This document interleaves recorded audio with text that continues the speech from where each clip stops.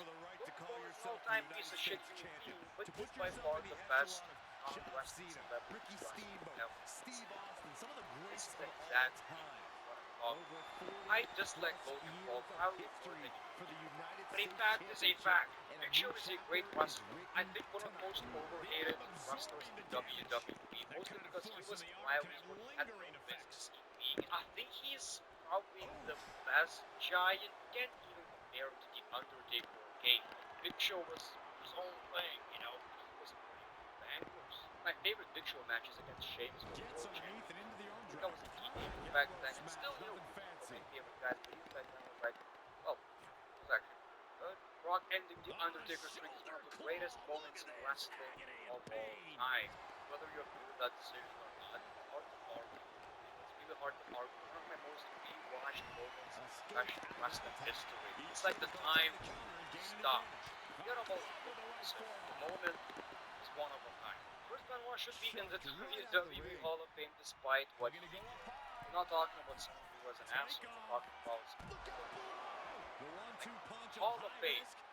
Hall of Fame. And you want people introducing him, talking about how great of a guy he was. You can't believe that name without thinking about what he did. Was he a great wrestler? Absolutely. Can you say he was a great wrestler? Absolutely. Should he be in the Hall of Fame? Why would anybody want that? Why would wrestlers want that? Why would the company want that? Why would the fans want that? People get any harder than that. Thank you for watching this video. Great one. Peace, love, and hugs. As I feel relatively safe behind this desk, I'll just say it. Jacob Fatu is seriously unhinged. Very true, Cole, but I don't think that means there's no method to the Samoan werewolf's madness. Fatu's as savvy as they come in the ring, which only adds to how dangerous he is. Scary as it is, the man always has a plan when he comes out here. Remember that. Jacob Fatu's able to dodge that.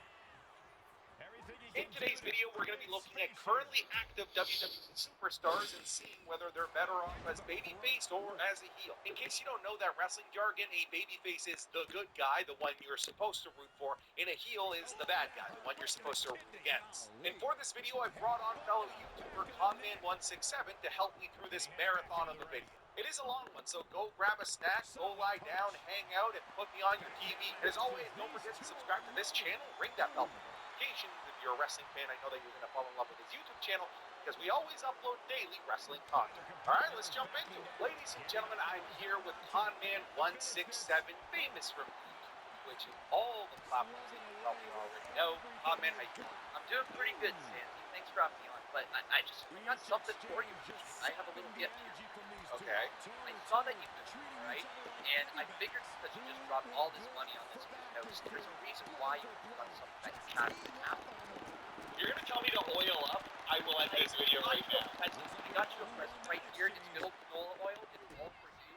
Slather it on and give it to show. You ruined the comment section of this. Every single comment is going to tell me to oil up. I don't understand this. Where did this even begin? But nonetheless, folks, I'm here with Conman. We're going to be going through a various list of WWE superstars, and we're going to talk about whether or not that superstar is best set as a babyface or as a heel. Any questions on this? Oh, sounds pretty good. Pretty straightforward. All right.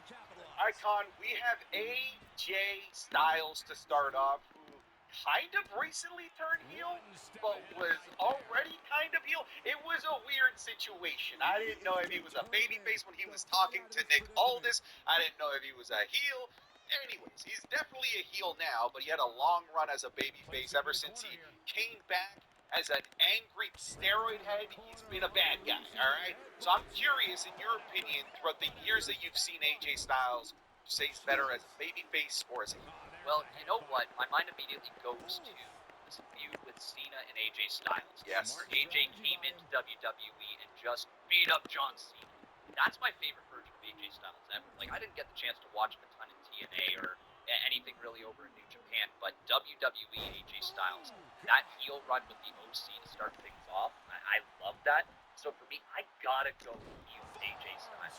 The babyface just doesn't care. I think that's fair. AJ Styles is a rare case where I think he's good as either. It's just that he's much better as a heel. But he's a good babyface. You listed the run that is absolutely the one that is the reason why I have him as a better heel than babyface. I think that run against John Cena is genuinely iconic, and even his time in TNA when he was a top babyface, I think his lone wolf stuff there was better, and I do think that his run as a heel, as the leader of the Bullet Club in New Japan, was also peak AJ Styles. So I do think that he does his best work as a heel. So I think you and I are in agreement on this one. I would also bring up the feud Shane McMahon, because if you're able to get a babyface Shane McMahon over at WrestleMania and build that entire feud, like AJ Styles took that thing.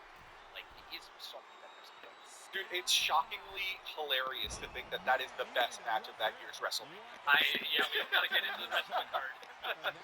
All right. Con, next we have Andrade El Idolo. I think that this is a really tough one because, at least in the world of the WWE, I don't feel like he's gotten a fair shake as either a babyface or a heel.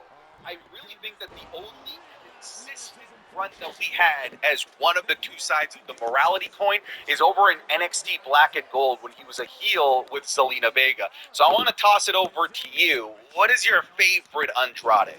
You're speaking my language, NXT Black and Gold. Like, I love that era right there. And when Andrade won that NXT championship alongside of Zelina Vega, they were doing incredible work down there. Like, the match quality, him versus Johnny Gargano. Oh, dude, right, a better NXT match in my opinion. I love heel Andrade, but you're right, we haven't really seen babyface too much of Andrade, and I guess we can really tell what his run right now is going to look like. You know, he's there, but he's the speed champion. They don't really know what to do with him. He's just going to put on fun matches. I think his cockiness comes through when he's a heel, and it's his best trait. So I'm going to say heel Andrade, but it could be a solid babyface run. You know, he's got the LWO around him. He's got the feud over there. So I'm going to say heel, but it is a tough one. You know, it is a tough one. It's interesting that you say that, his best run as a heel is NXT Black and Gold, and that he's never really gotten a fair shake as a babyface. But I have to disagree. They tried with him as a babyface at first in NXT Black and Gold, and that failed miserably. That's true, because it wasn't until Vega came around. He was just spinning his tires. That's right. Yeah.